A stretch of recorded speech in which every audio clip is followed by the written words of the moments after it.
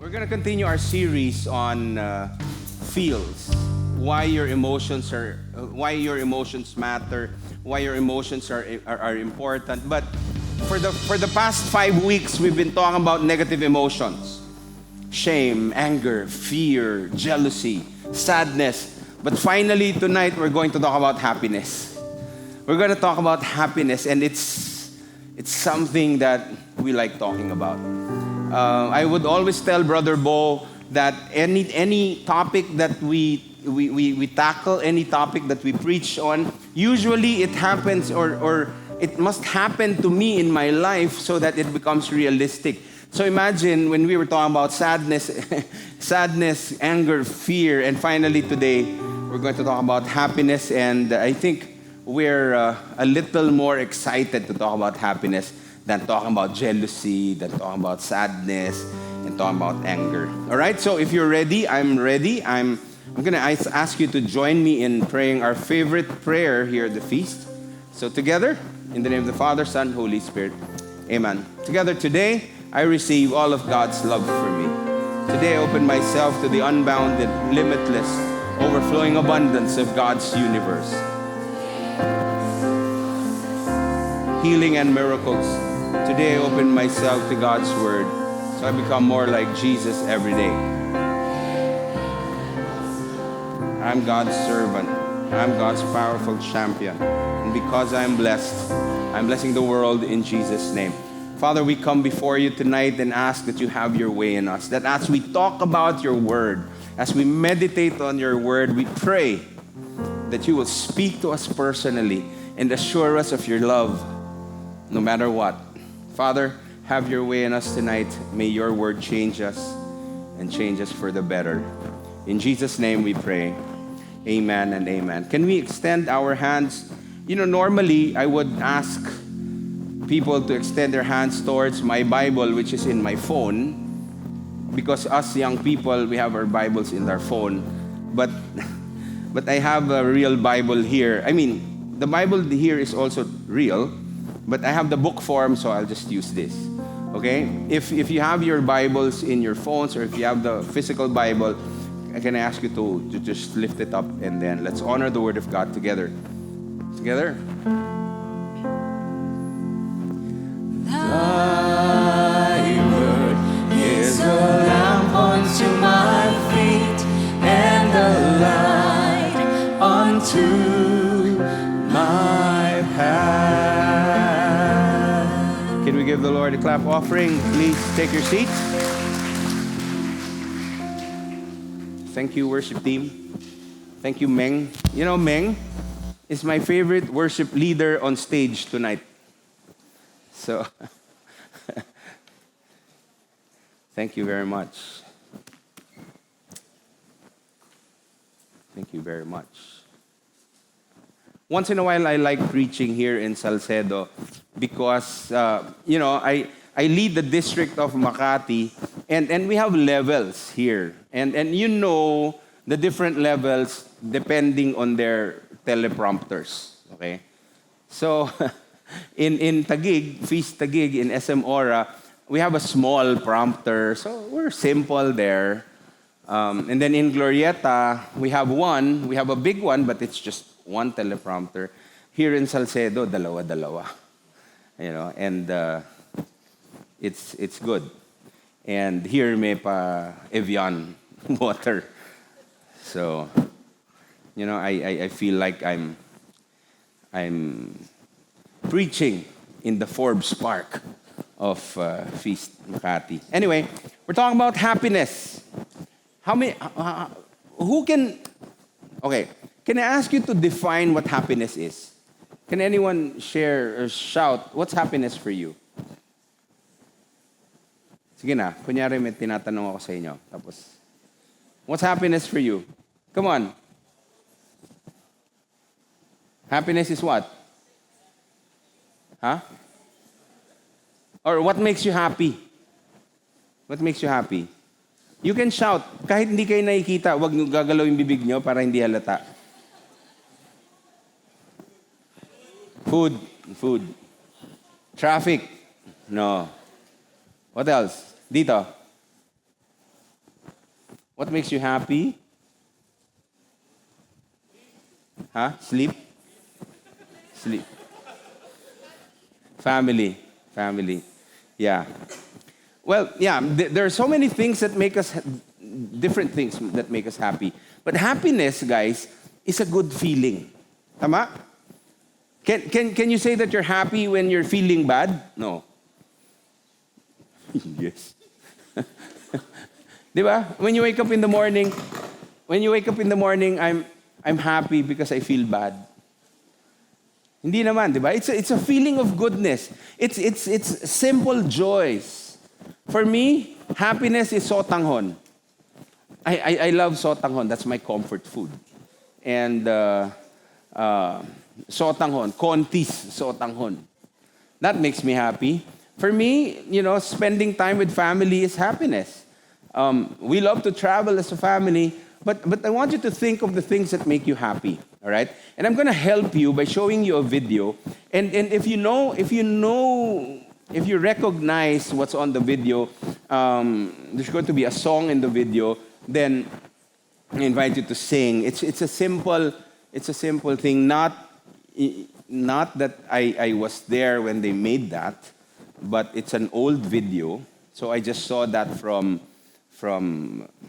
hindi ko na siya kilala pero maganda. So please watch this video.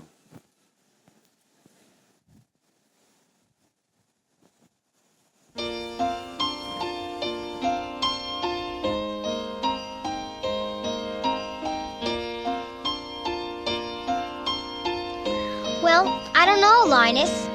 It looks like an airplane to me, the way the lights are blinking on and off. Schroeder, is that an airplane or a star? I believe that is a star, but it could be a planet, or maybe even a satellite.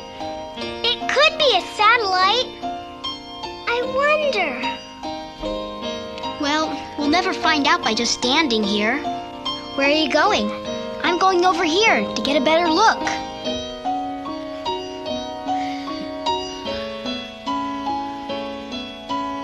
I like to sit up here after supper and listen to the sounds of the night. But something seems to be missing. In my opinion, that was exactly what was needed.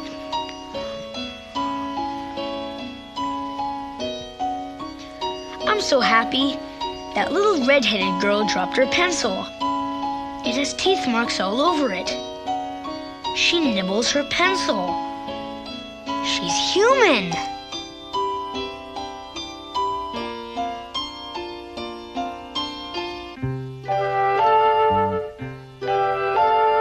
I guess it hasn't been such a bad day after all.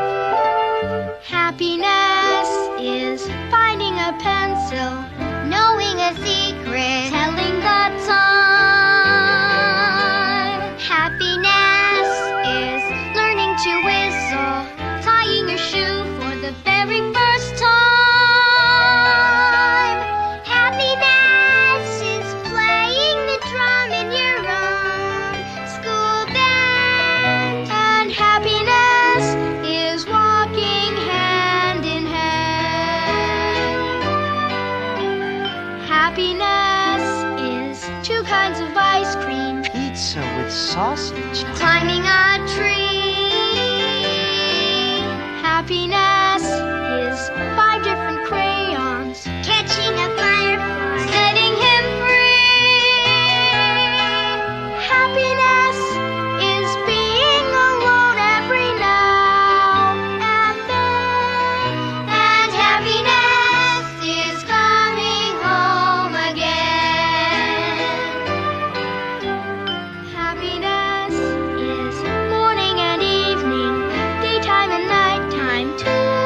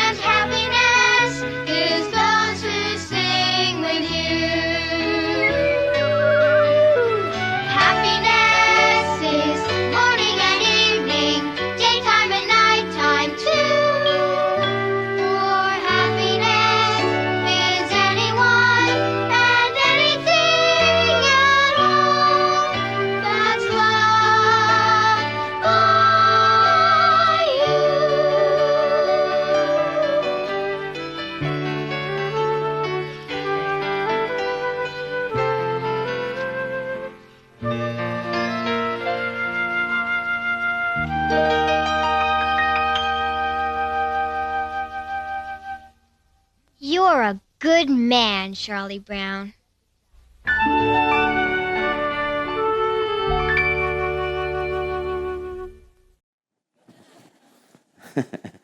And how many of you know that happiness is growing old with someone? Oh. I told Tessa, my wife, that I wanna fall in love with her deeper each year, even as we grow old. And we have a light group. I'm part of Brother Bo's light group, and we promised each other that we will serve the Lord until we're 100 years old. So we said that we want to grow old with each other, serving God. And last, how many of you believe that happiness is mom's hug? Right? I so miss my mom. She passed away in 2015, but I so miss my mom because I like telling her about what's happening in my life, and I miss her calling us. We're 9 in the family, and she would call us every single day. Hello, ma. Ano na? Ma, ikaw tumawag. But I miss that, So if you still have a mom, hug her. There may be times when you didn't see eye to eye, but I'm telling you, when you lose her, you'll miss her.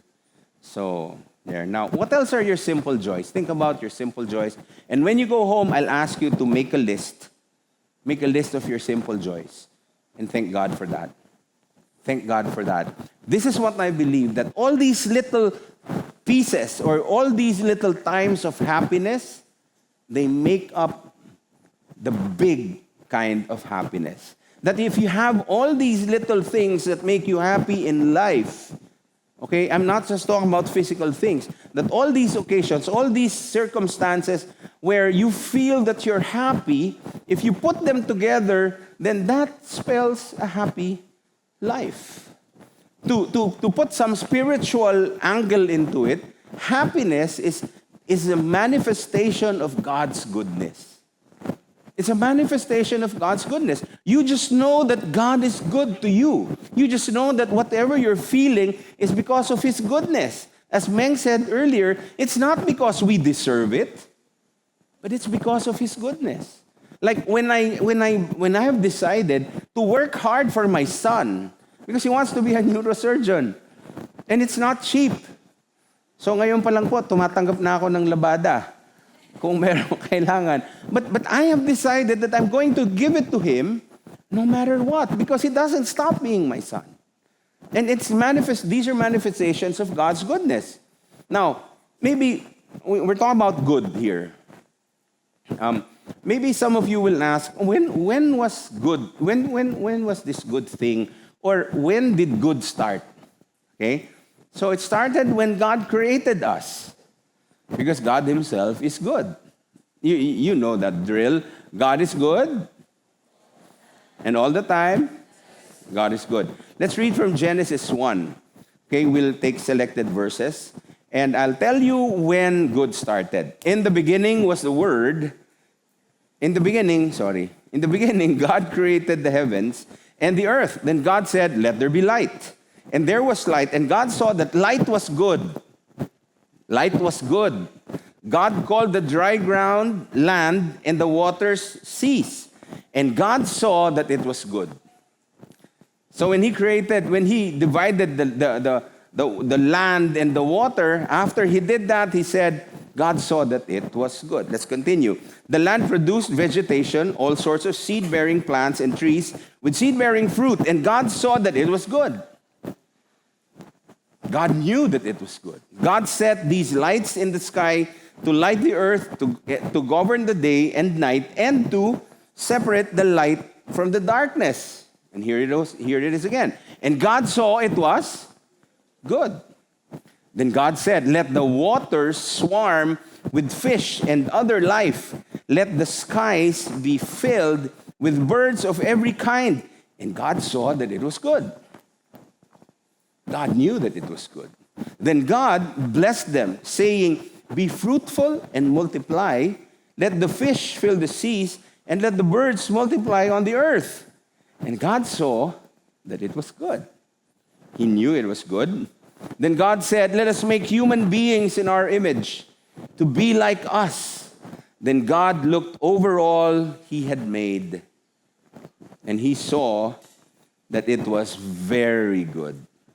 That long before God made you and me, he made sure that he prepared a place that will be good for us. God created a good world for you and for me. And today, because of climate change, because of the weather changes, it's no longer, the good as people maybe 100 years ago experienced it, enjoyed the world, but I'm sure you'll agree with me that it is still good. And no matter what you're going through, no matter the problems that you're experiencing right now, if you try to list down the things that are good and that are bad in your life, the list of the good things will outnumber in a big way the bad things. And my invitation for you, and I love to tell people this, because until and unless we're aware of this, we will not really appreciate it. And my invitation for you is coming from Psalm 34, verse 8. It says, taste and see the Lord is good. Taste and see the Lord is good. In another translation, it says, taste and see how good our God can be. You cannot taste something that you're not aware of or you're not really intending to taste. And you cannot see something that you're not looking for. Taste and see how good God is. That's our opening worship song, diba? Can you see how good? Can you see how good? Now, some of us here, we have so many problems. Again, I don't know where you're at in your lives right now, but when you're going through tough times, just know that even that God has planned. Not that he caused you to go through the bad experiences, but whatever the enemy, our enemy, the devil, is planning so that we will suffer and be destroyed, God will use it to change us and to make us strong. So taste and see how good God is. And when we talk about happiness, we talk about goodness of God, by its design, goodness is meant to be shared. It is meant to be shared. That's why when you have someone, do you have friends who are talagang happy? Alam nyo na talagang happy sila. Yung pag pumasok sila sa kwarto, alam mo na, the life of a party. And you know friends who are like that. Yung parang may problema na, tumatawa pa rin. And di ba nakakahawa? Because it's meant to be shared. That's why you like to go around people, to be around people who are like that. Experiment. So for this coming week, maghanap kayo ng kaibigan nyo, yung talagang masungit, yung palaging nega, yung Negatron, tsaka Negastar. Tapos samahan nyo siya. 1 week lang. 1 week lang. We've talked about the negative emotions for the past 5 weeks. And we said that there are gifts. They may be negative, but it has a purpose. And we say the same thing with happiness. Happiness carries a gift. God designed happiness, and it carries a gift that we can enjoy. All right? We learned that various gifts, okay? Every negative emotion, shame. It's a call to build our true identity in God's love. The world will shame us, but it will push us to discover our identity in God's love. Fear, it's it's telling us that something is not right. Invites us to trust in the only person that is trustworthy. Fear is protective. Remember that. Okay? Fear is protective. When you fear something, magdadahan-dahan ka. Okay? Anger makes us strong so that we can confront, but also tells us to let God handle justice. If fear is protective, anger is corrective. You become angry at something and you want to correct it. You become angry at something at work because you see that there's something wrong, you want to correct it. But the thing is, how do you do that? We have, indignation. Pero how do you do that? Of course, sadness tells us to stop so that we can heal. Sadness pushes us closer to God, and it's a signal for us to stop and ask for God's healing because of the things that make us sad. And jealousy tells us to discern our desires. Last week we talked about that. And declares that we're made for more. The fact that you're jealous for something, the fact that you feel that there's something wrong, when you see someone and you start with sana all, di ba? Doon nag-uumpisa yan eh. May bago siyang kotse, wow, sana all. Nag-travel siya, wow, sana all. But again, the reminder is, let us stop comparing our ordinary lives to someone else's highlight reels. Because they will put it on Facebook, they will put it on social media. Nag-travel siya, pero hindi niya naman kinuwento na 32 years siyang nag-ipon para makatravel. You get what I'm saying? And now, happiness, it carries a gift also. The special gift of happiness is, ask me what? The special gift of happiness is to be present in the now. To be present in the now. When you're sipping a good cup of coffee, yung pag ganun mo pa lang, yung parang, di ba, pag gustong-gusto mo siya, yung parang pag nakita mo siya, yung parang may nararamdaman ka ng gumaganon dito, di ba? Yung parang, tapos pag sip mo, mainit-init, mapaso-paso ka, pero pag ganun mo, wow. Favorite ko si Ninong Rai, pag tumikim, di ba pag tumikim siya, makikita mo yung, di ba? And it's that moment. You're there in the moment, experiencing and enjoying that taste of coffee. Pag kumain ka ng masarap na leche flan, di ba? Yung pag, masarap naman ito. O kaya crispy pata.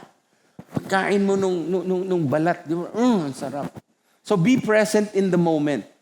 Many times we don't experience that because when we're supposed to enjoy the now, we're thinking about yesterday. And when we're supposed to enjoy the now, we're thinking about tomorrow.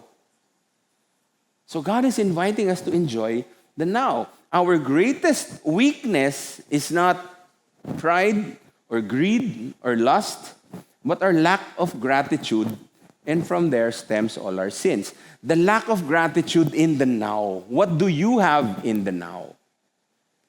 Many times we worry so much about the things that we have lost. But what we need to do is to look at what we have and be grateful for what we have. Because when you become grateful for what you have, you start a cycle of generosity. You're grateful because you have this. The miracle is not in what you've lost, but in what still is with you.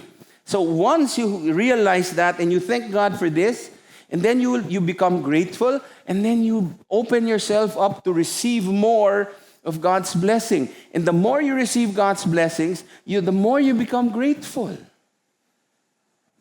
So if your car is a manual transmission car right now, thank God for that. Be present in the now. You thank God that you're able to drive to Makati Sports and attend the feast. Because it won't stay that way forever. I used to drive a 1982 Silver Edition Toyota Corona na mas matanda sa lahat ng nagpapa-car wash. Ingat ka dyan, mas matanda sa tatay mo yan. But I was grateful for that. Before, I couldn't afford to have my tank filled, full tank. Yung iniisip ko, enough. But I was grateful for that. Lord, at least I get to drive a car. And then I graduated to a 1989 Toyota Crown. And that's when I met my wife, my girlfriend then, my wife now. Sabi nung, kasi siya nagdadrive na siya, bagong Vios. Sabi nung katulong nila, chismosang yun. Sabi, ate, bakit ganun yung kotse niya? Sabi ko, But I was grateful and I was thanking God for that.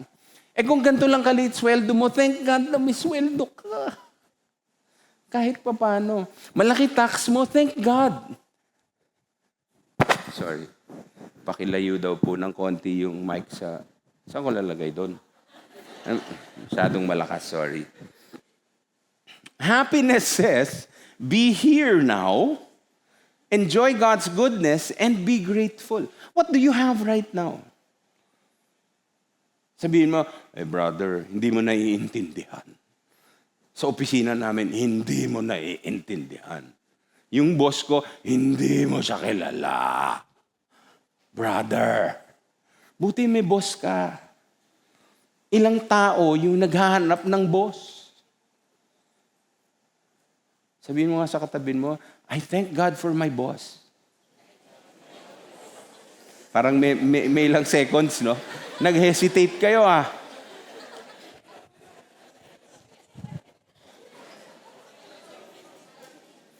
But that's what makes you happy. That's what can make you happy. Because, guys, I always tell people this. If you have to compare yourself, don't compare yourself with people who are above you. Compare yourself with people who have less so that you will see the blessings that you have. Dahil kung i-compare mo yung sarili mo kay Manny Pacquiao, na bilyon-bilyon, kay Jinky, Hermes bag, kay Small Laude, kilala niyo ba yun? Di ba, may inis ka eh. Kasi kahit anong trabaho mo, kay Heart Evangelista. Di ba? Kay Manny Pacquiao, di lumabang ka ng ganong kadaming suntukan. Kung gusto mo yumaman. Di ba? Pero if you compare yourself with someone who has less, that remember, right now you're here and you're enjoying the air-conditioned room of Makati Sports Club. And you're enjoying it, but there are people who are having it worse than you, than your life right now. Some people are dying at the moment.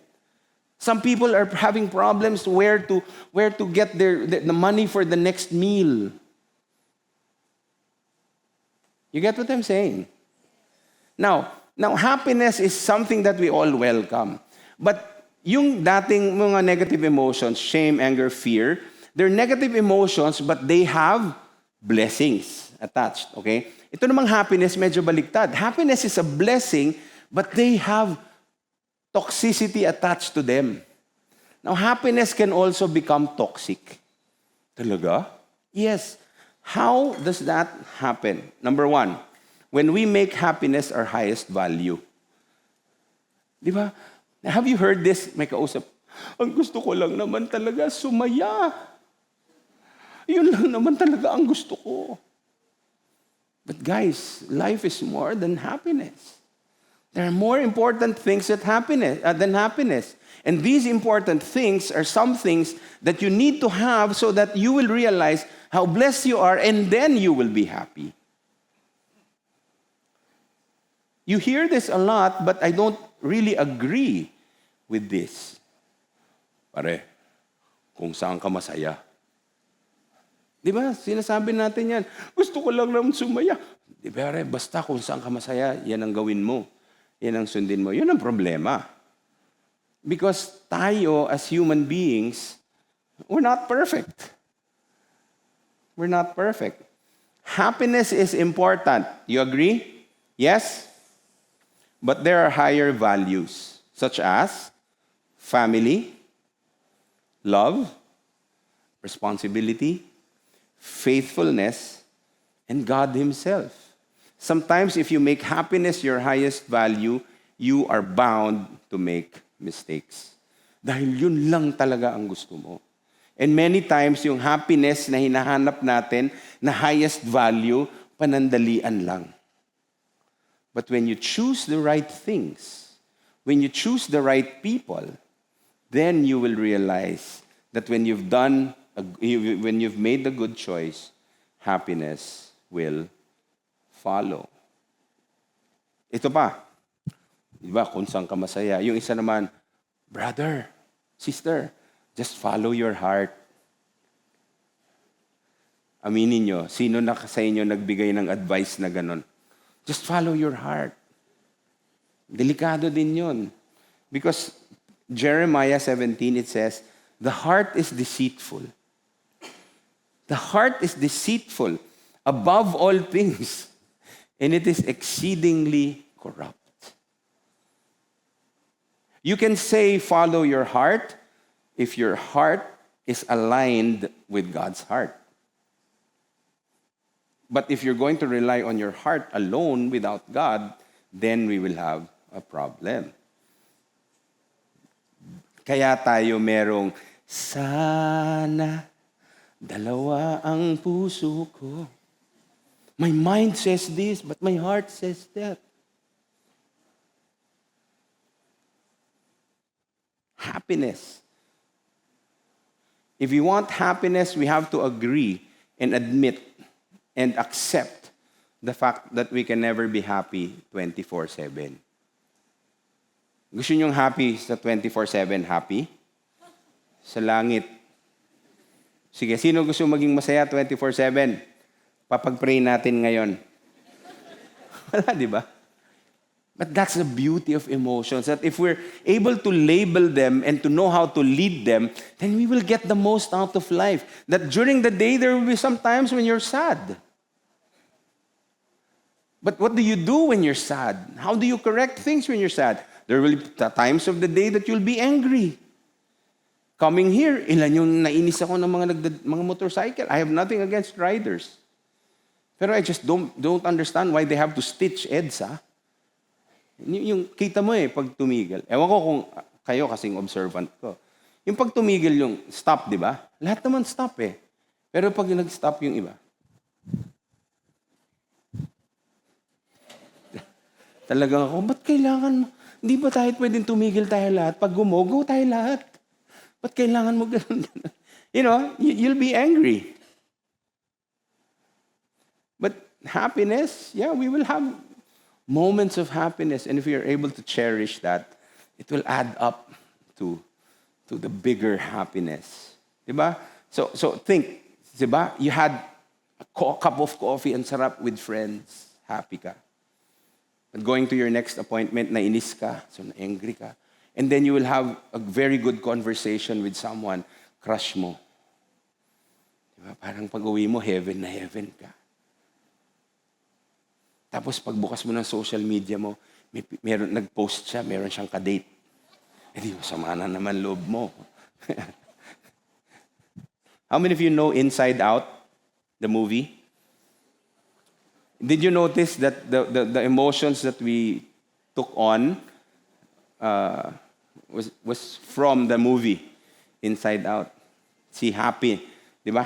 Even happiness. Sino yung tong main character, si Riley, right? Hey, June 22, I don't know if they still have tickets. We're sponsoring, di namin ginawa yung series para dun sa block screening. But the Light of Jesus Pastoral Care Center is sponsoring a block screening of Inside Out. Di ba, they all want happiness, but you know what happiness was trying to do? Happiness was trying to suppress all the other emotions. But that's bad. You try to suppress sadness, anger, so that you'll be happy.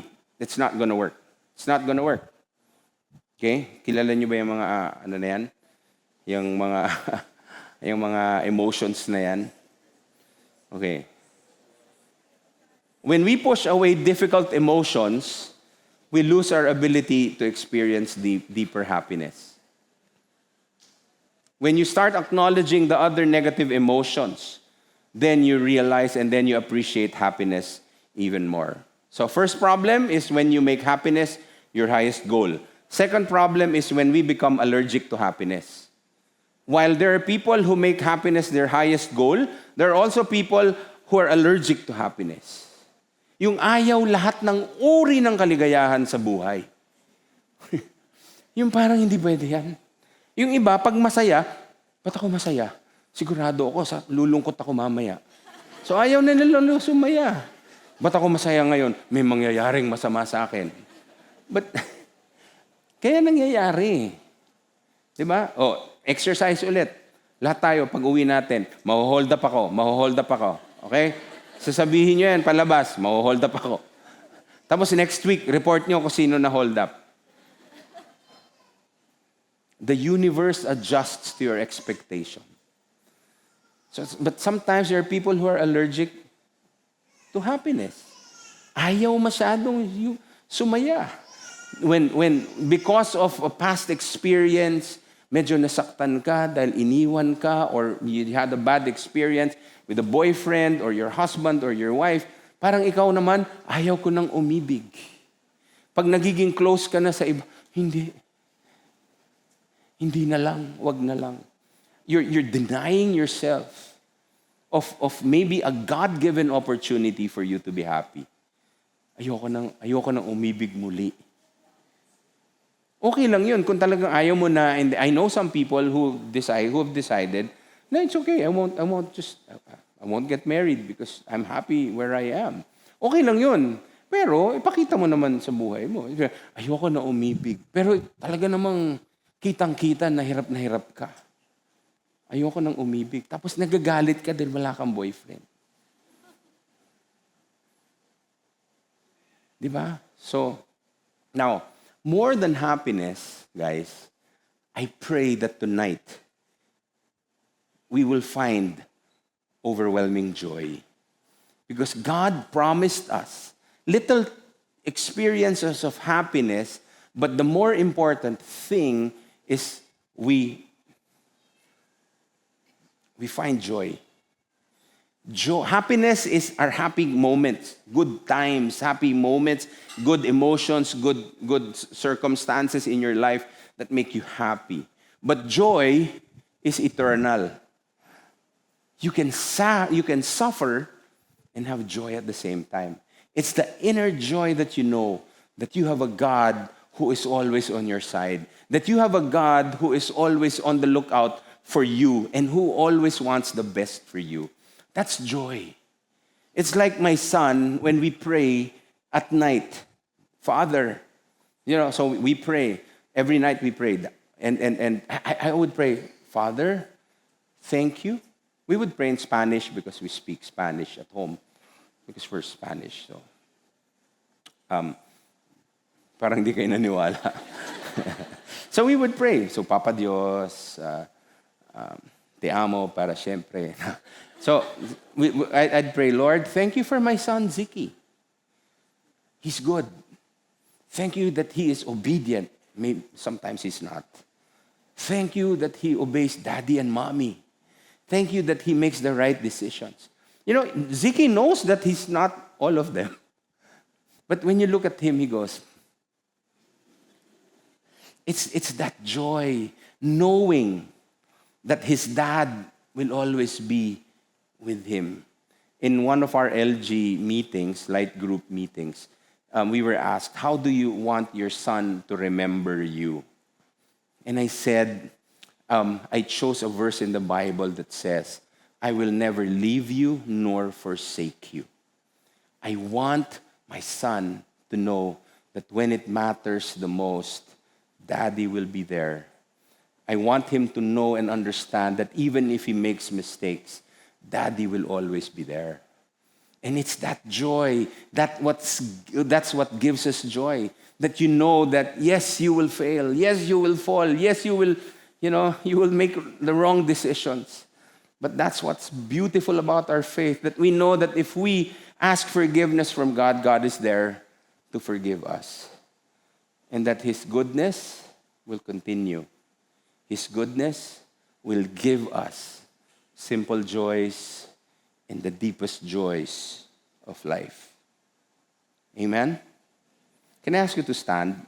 I'm going to land this soon.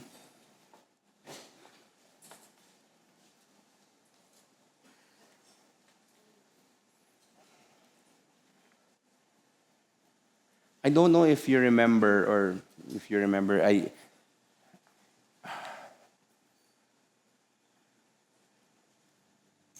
in maybe in the past, I think I preached this in Salcedo already. But I come from a big family, 9 brothers and sisters.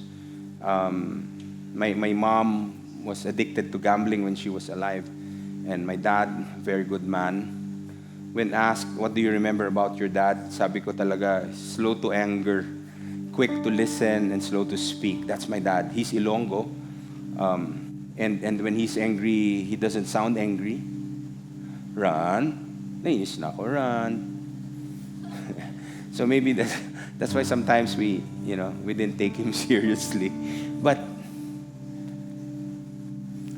so my mom had problems with gambling, and nag-usap na kami ng dad ko, Dad, don't give her money anymore. And he would agree sometimes, but when we're not there, when my mom asks for money, he'll give her money, and then she'll go to the casino. And there were nights when my mom wouldn't come home, and of course I'll be worried. My dad will be at home, and what I will do is I will go to a casino. I don't know, for some reason, I know where my mom goes. She goes to different casinos, but I pray to the Holy Spirit, Lord, nasan ba mami ko? And then I go to the right casino and I see her there, and then I'd bring her home. And one day, my mom was not there, my dad was not there. Sabi ko, Dad, where's my dad? Where's my mom? So I went, I prayed to Lord, sang casino, and I was led to a casino in UN Avenue. And when I went there, my mom was there, blackjack. And then I noticed someone was standing beside her, the back. My dad. Sabi ko, Dad, you know our problems. I mean, Dad, we used to own Makati. No, but Dad, you know, this is a problem. Why are you here? And I looked at him with, if looks could kill, I could have killed him many times over. And you know what he told me? And he taught me how to love. And he taught me God's love. He said, Randy, I'm not here to gamble. I just want to make sure that your mom is okay. So that when she needs to go home and she doesn't have money anymore, she can ride with me and I'll take her home. And that changed my idea of love. And you know what? And I'm here to tell you that, maybe you feel so dirty, so bad. God's love is such that He just wants to make sure that you're okay. Let's read from John 16. It says, I have loved you even as the Father has loved me. This is Jesus speaking. Remain in my love. When you obey my commandments, you remain in my love. Just as I obey my Father's commandments and remain in His love. I have told you these things so that you will be filled with my joy. Yes, your joy will overflow. This is my commandment. Love each other in the same way I have loved you. Guys, Jesus is more committed to your happiness than you are. That if Jesus could only explain to us, Randy, you don't understand. I want you to obey me because I have a plan for you. I want the best for you. The same way that I cannot explain to Ziki that's the reason why I work hard. I work 20 hours a day. I have a day job. We have businesses. And the same way, I try to explain to Ziki, I do this, I'm doing this because we love you. And God is saying that. I love you so much. And I want to give you more than happiness. I want to give you joy. Joy that lasts forever. Joy is elusive. If you pursue this joy, you won't find it. You only find it when you pursue values more important than happiness. And Jesus is saying, hey, let me hug you. Let me embrace you. The same way that when my son wakes up in the morning, I look forward to the times when he will come and hug me without me calling him. And I live for that. Tonight when I go home, before I go to sleep, my son will be sleeping unless he's still playing Minecraft or playing with his friends. I will hug him even when he's sleeping, because that's what gives me joy. What gives me joy? When you pursue God, trust Him and obey Him, and you will find overflowing joy. You will find overflowing joy. When Jesus died on the cross, it's not all happiness. It does not look like happiness, but He was happy to do it because He loves you. Your sacrifices for the people that you love, it doesn't look happy. Maybe some of you ask, ba't ko ba ito ginagawa? Why am I doing this? But you're doing it because you find happiness in doing that for your loved ones. Joy and suffering can go together. Joy and suffering can go together. But we just need to know and determine and decipher which is which. So my invitation, again, taste and see how good God is. Taste and see how much God loves you. You may have a lot of reasons why you feel that God doesn't. Siguro iba sa inyo nagtatampo kay Lord. Lord, ba't ako? Lord, ba't ako? Lord, you know my heart. Why me? And maybe some of you have prayed for someone and that someone is still dying. Maybe some of you have prayed for a breakthrough in life and it hasn't happened yet. And you say, Lord, why? Why? And today God is telling you, when you go through problems, it's my setup. I'm setting you up for your victory. When you go through problems, challenges, I'm setting you up so that one day you will realize that all these that are happening to you, they're my way of preparing you for your greatest victory. God loves you so much. God loves you so much. And just like a dad, He wants to hug you tonight. Will you allow Him to hug you? You know, I told my son, Ziki, you're 13, but I want you to listen to me. I told him, you will hug Daddy even if you're 60 years old already. And he said, yes. And this is the best thing that happened to us. We brought him to school, and 13 years old, you know, he's handsome, I know. And we were very cautious not to hug him because he's in school, baka yung friends niya. And you know what he said? The mom said, okay, Ziki, go. And then he said, wait, I'm going to hug you. Tessa said, are you sure you're friends? Yeah. And he hugged us in front of his friends. And I live for that. Tonight, God wants to hug you. Question, will you allow Him? Will you allow Him? Can I lead you in prayer? Can I? Ayaw nyo? So, okay na. Can you just put your hand over your chest and we're gonna pray.